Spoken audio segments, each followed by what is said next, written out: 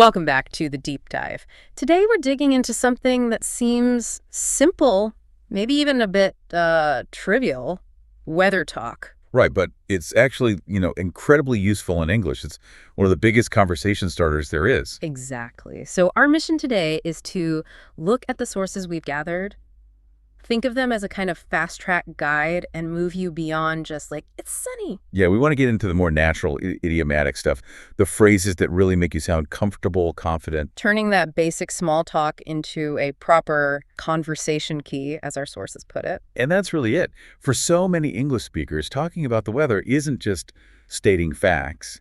It's a social thing, a tool. Right. If you can nail just a few key phrases, you kind of skip that awkward start. It makes you seem friendly right away. It's the ultimate icebreaker, isn't it? Super safe, totally neutral. Exactly. You're not diving into anything personal or controversial. Okay, so before we jump into the phrases, let's quickly set the foundation. We need to be clear on the difference between, well, what's happening now versus the bigger picture. Absolutely essential. Yeah. So whether that's the immediate stuff, what you see outside your window right this second, sun, rain, wind.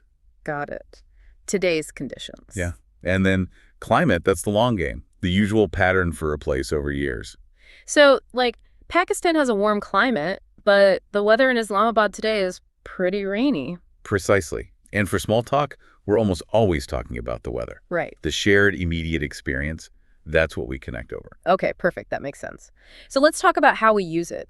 This icebreaker mechanism. How do you actually kick off that conversation, say, with someone you don't know? Well, the strategy is often about inviting agreement, making it easy for the other person to respond.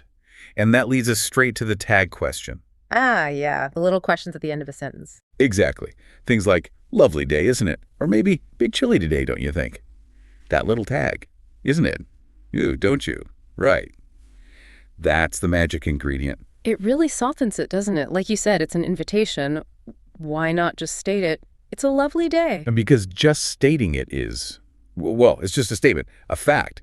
Adding the tag turns it into a shared observation. You're saying, I think this, do you agree? You're pulling them in. Yes. Creating a little bubble of agreement. If they say, oh, yes, it is, then boom, conversation started, common ground established. And it works even if the weather's bad, right? Like awful weather, isn't it? Totally. Still works. It's about the shared experience. Okay, so tag questions are key.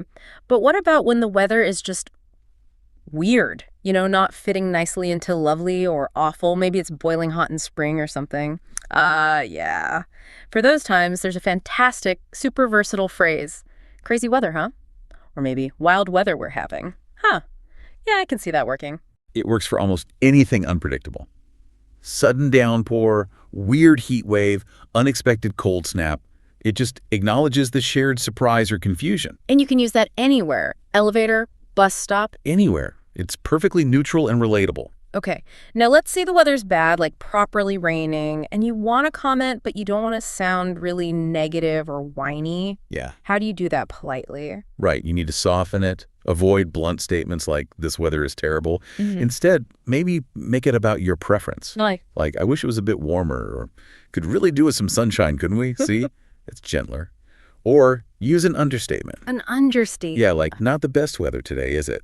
It acknowledges the negative, but in a mild, almost shared sort of resilience. You're connecting through mild complaint. Okay, that makes sense. Keep it light. So once you've broken the ice with a tag or crazy weather, huh?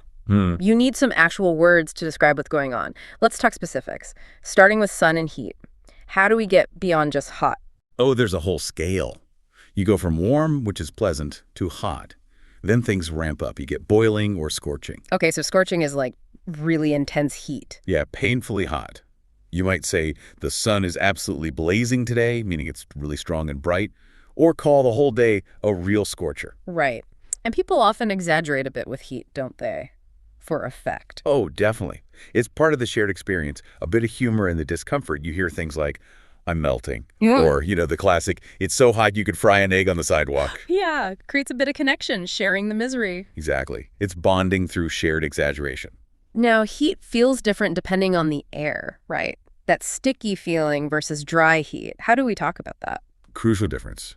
Humid is when the air feels heavy, damp, sticky, like tropical weather, often near the coast. Makes you feel kind of gross. Yeah. You might say, ugh, it's so muggy today, or the humidity is really high. Dry heat is the opposite light air. No moisture. Think desert climates, makes your skin feel dry. Got it. Humid versus dry. Important distinction. What about wind? Again, a spectrum. A light, pleasant wind is a breeze. That's usually nice, refreshing, lovely breeze today. Okay. Then it gets stronger, just windy. If it's really strong, especially with bad weather coming, you might hear the word gale. Gale. That sounds a bit more serious. Is that common in casual chat? It's less common than just saying it's really windy, but people do use it, especially if they're talking about a storm forecast or something. It implies a very strong, potentially damaging wind. Good word to know, even if you don't use it every day. Right. Useful for understanding warnings, maybe. Okay, let's flip to the other side. Rain and clouds. Essential vocabulary in many places. How do we talk about different kinds of rain? Okay, lightest first. Very fine. Misty rain is drizzling. Just enough to be annoying, maybe. Uh-huh. A short burst of rain, often starting and stopping, is a shower. Could be light, could be heavy, but it's usually not expected to last all day. Okay, a shower. And then heavy rain. That's when it's really coming down. We say it's pouring. Or, more informally, it's coming down hard, or it's bucketing down. Bucketing down. I like that one. What about the famous one, raining cats and dogs? Still used. Huh. Everyone knows it, but honestly, it sounds a bit old-fashioned or overly dramatic now in regular conversation. You're much more likely to hear pouring or bucketing down from a native speaker just chatting. Good tip. Stick to pouring or bucketing down to sound natural. Kind of. Now, what about the sky before the rain? Clouds. Basic level is just cloudy. But if the entire sky is covered in a thick gray layer, the more specific word is overcast. Overcast. Sounds a bit gloomy. It often feels that way. It suggests no sun is getting through. And if you see those dark, heavy clouds rolling in, you'd say, looks like rain, or maybe sky's looking a bit threatening. Okay, and for those places with really unpredictable weather, sun, then rain, then wind, all in an hour. You'd call it changeable or unpredictable weather. But the really great, colorful phrase is 4 seasons in one day. Ah, yes. I've heard that. It perfectly captures that feeling of not knowing what to expect next. Very common in places like the UK or Melbourne, for example. It's a shared complaint, almost. Yeah, a very relatable phrase. Okay, let's shift to cold weather now, and then we'll get into the really interesting figurative stuff, the idioms. Talking about temperature, how do we use the numbers naturally? We tend not to be super precise in casual chat. Instead of, it's 12 degrees Celsius, you'll probably hear, it's around 12 degrees. Around, meaning approximately. Or you might refer to a range, like it's in the low teens or it's in the mid-20s.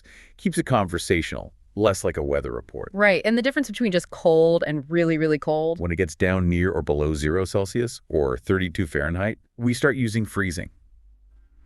But people also use freezing as an exaggeration. How so? Someone might come inside and say, oh, I'm absolutely freezing. Even if it's, say, 5 degrees Celsius outside, it just means they feel extremely cold. Yeah. It's conversational hyperbole again. Gotcha. And snow, we have different words there too. Yep. General snow falling is just snowfall. A more intense event with lots of snow is a snowstorm. Okay. But the really severe one is a blizzard. That specifically means heavy snow plus strong winds plus poor visibility. Blizzards are dangerous. The word carries real weight. Okay, blizzard means the whole dangerous package. Good to know. Right, before the idioms, just a quick grammar check. We hear so and such all the time with weather. Yes. And using them correctly makes a big difference to sounding natural. The basic rule is so plus adjective, like it's so windy today. Exactly. Or it was so hot yesterday, and then it's such plus noun, often with an adjective before it. Example. It's such a beautiful day. Or we had such terrible weather last week. So plus adjective, such plus noun phrase. Got it. Okay, now for the really cool part, the idioms. How weather words describe feelings, situations. This is where it gets poetic. Right? It really is fascinating. Let's start with cold again. That feeling of coldness, the lack of warmth, the hardness, translates directly into emotions and social interactions. Okay. Well, if you deliberately ignore someone, act unfriendly, you give them the cold shoulder. Ah, right. I know that one. And if you're excluded, maybe from a group or plans, you're left out in the cold. It's about social isolation, mirroring physical cold. Wow. Okay, that's clear. What about light and positivity? Sun, maybe. Absolutely. Sunshine and light often represent good times, opportunity, optimism. If you take advantage of a good situation while it lasts, you make hay while the sun shines. An old farming expression. Exactly. And the classic optimistic phrase, every cloud has a silver lining. Even a bad situation, a cloud, has something good or hopeful, the silver lining within it. I like that. It's hopeful. And feeling sick, where does weather come into that? That's another common one.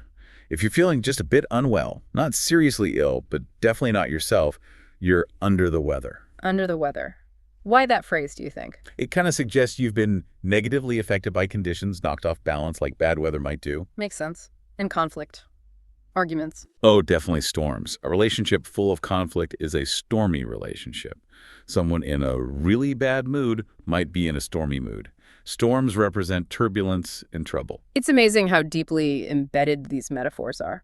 Okay, so wrapping this up for our listener, what are the absolute must-know takeaways from all this? I'd say takeaway number 1 is don't underestimate the power of simple openers.